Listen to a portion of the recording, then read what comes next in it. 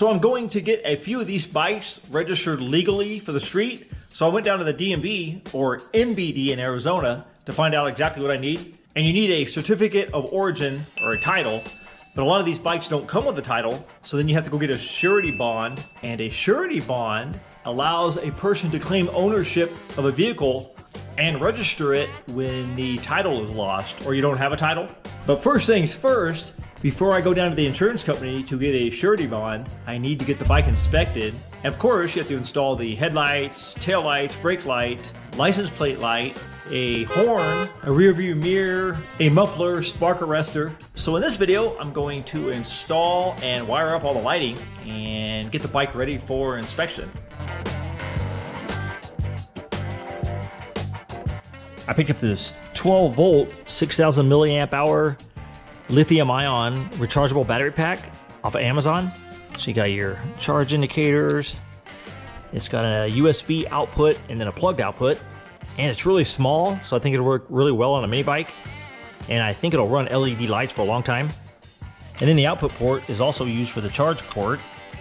So you got your charger, and it comes with the cables, and then I bought some extra output cable, so I can hook up the LED lighting.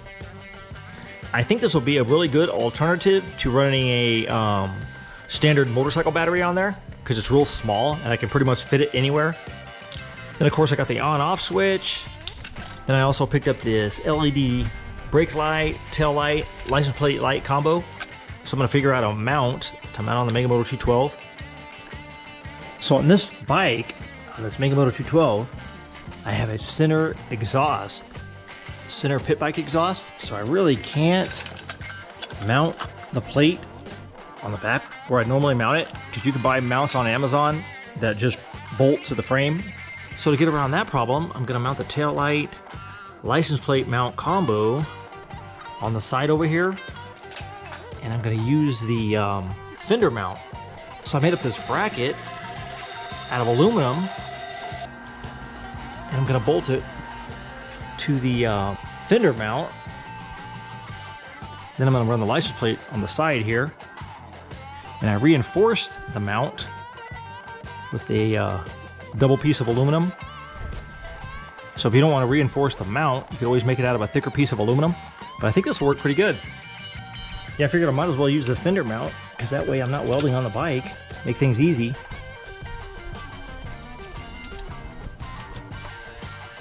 I guess we'll find out if it's okay to have the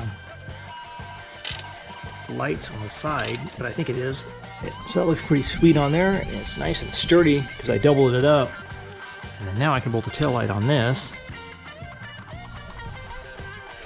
I think I'll use some thread locker on here just to make sure.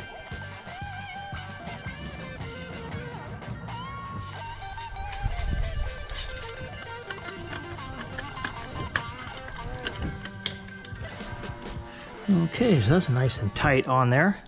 I think that'll work. So then the license plate will stick out just a little bit, but sideways, which would be kind of cool. Just kind of keep it out of the way. And the best part, it doesn't interfere with my exhaust. So I think a good place to run this battery pack, just tuck it up under here, and you can't even see it, which is really nice. So I think I'll mount it right there, because it has double-sided tape on it right now. So I'll stick it on there, and then I'll pull the seat off and put a strap up on there just to make sure. Okay, so I got the battery box stuck to the bottom of the seat, and the seat will still slide on there, and it clears the exhaust by a couple inches. So I can always run a heat shield on here too. So the exhaust runs maybe a couple inches away out here, but even so, I made up this heat shield out of angle aluminum just to be safe. And then I made up this little bracket out of this strap that I got from the hardware store, even though it has double-sided tape on here, just to make sure that it doesn't fall off. So I'm gonna go ahead and rivet this on here just to be sure. And that way I won't have to worry about the battery pack falling off. Actually, I made a couple of them, so that should hold it. So I'm gonna drill out these holes here.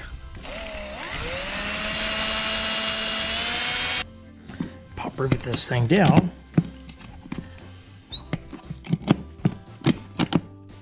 So that looks pretty sweet. Nice and sturdy. Got my heat shield. So now to run power from this, all I have to do is use my plug. So let me throw that seat back on there and wire this thing up. So I got my running light switch all bolted up and the wire ran down. So this switch is only going to be for the running lights, the headlight and the tail light. And then I'll use a separate switch on the brake handle for the brake light. So it'll be two separate circuits. So I'll take my red wire from the switch here and I'm going to hook it to the red on the battery. And then I have the red and black from the headlight, the red and black from the switch up on the handlebars. And then I have the red and the black and the blue for the tail light. The blue is for the tail light, the red is for the brake light, and the black is for the ground. So I'm going to temporarily hook this circuit together, the tail light, the headlight, to the switch, and then to the battery.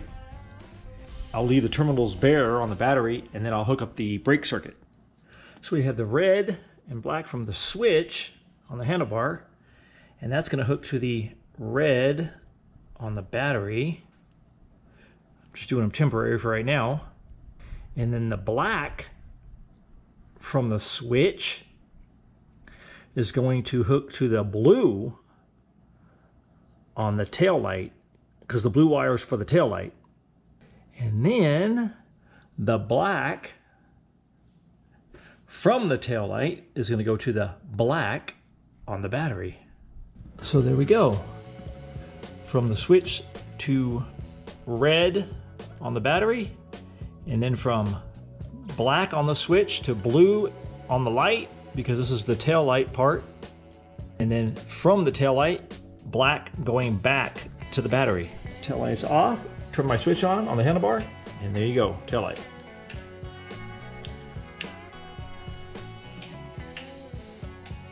So now I should be able to hook my headlight to that same circuit. So the switch will run both the headlight and the tail light. I'm going to hook the red from the headlight to the tail light circuit, the blue on the tail light, because it's not powered until you hit that switch, because then that switch completes the circuit. So I'm going to put red on there and then black to black. So this is from the headlight, hooks to the tail light black and the tail light blue. So now when I hit the switch, everything should come on, the tail light and the headlight. So there's that. So you got the tail light and headlight with a switch. So now everything is switched. So now to make a separate circuit for the brake light, I need to run a switch and a couple wires up to the brake handle here. So I'm going to go ahead and put a switch on here and then run a couple wires down. So I have my switch hooked to the brake handle here. Just bolts to the bottom of the brake handle. So now I hook my two wires here and run them down for the brake light circuit. So I'm going to make up a pigtail for the brake switch with a couple plug connectors and some wire. Throw some shrink wrap on here. So I have my brake light harness made up. So I'll go ahead and plug it in on the switch here. So I have my pigtail ran and all zip tied, ran down. So I have my two wires from my switch, from my brake light switch. So one wire is going to hook to the hot wire on the battery, so you have power for the brake switch, for the brake light. And then the other wire is going to go to the brake light side of the tail light. And then you already have the ground hooked up from the tail light from before, because the ground's for both the tail light and the brake light. So now, with those two wires, we should get a brake light. Let's see. Yep. And the brake light works even without the tail light on, because it's on its own circuit. It's directly to the battery. So you don't have to have the tail lights on for the brake light to work, which is good for during the day if you don't want the headlight on. Switch this on. We have headlight and tail light, and then let's see if we have brake light at the same time. And then we have brake light at the same time. So there's your two separate circuits. And what's cool about this battery is it has its own switch under here, so you can turn the entire circuit off if you want, and it turns everything off if you don't want power to any of it. So now all I have to do is hook this stuff up permanently. Another cool thing about the battery is you can unplug the power real easy.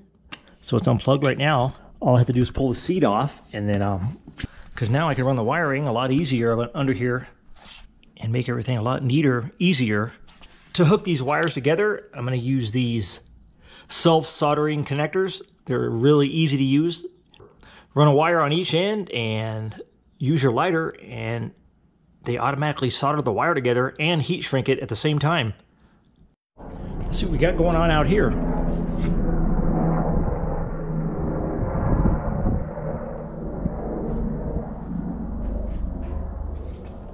Looks like the medical helicopter. Throw a piece of heat shrink on here. Run one wire on one end, one wire on the other. What's cool about these connectors is they solder at the same time they're heat shrinking. I don't know if you can see it on camera, but in the center there, you can see where it's soldered together to make a nice tight connection. Then run my heat shrink.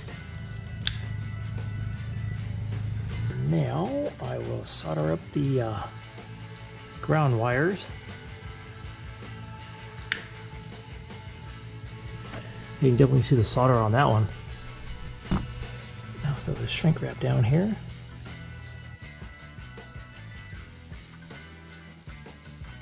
Okay, I'm going to put an end here on the positive wires, and I think I'm going to leave a wire out.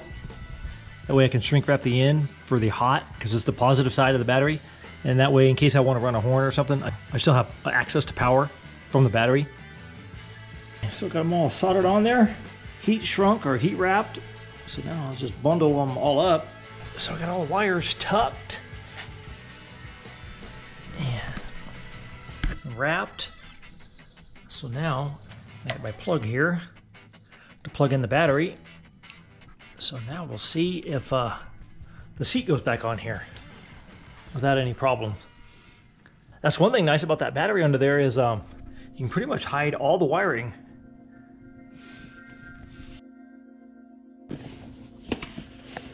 You don't see any wiring, which is cool. Now let's see if it works. I plug in my battery under here.